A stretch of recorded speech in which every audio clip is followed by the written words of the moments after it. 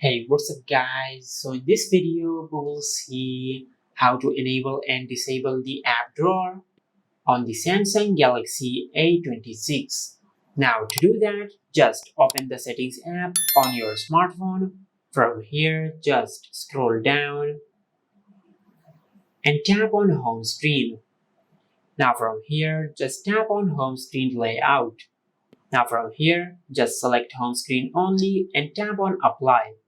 Now once you do that, you will disable the app drawer on your smartphone.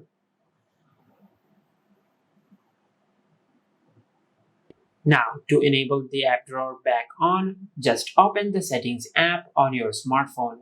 Now just go to the home screen and tap on home screen layout. Now just select home screen and app screen and tap on apply. And once you do that, you will enable the app drawer back on.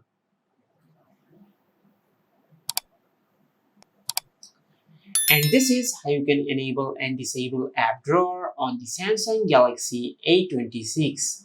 If you found this video helpful, please like the video and subscribe to our channel and hit the bell icon to get notified when we upload a new video.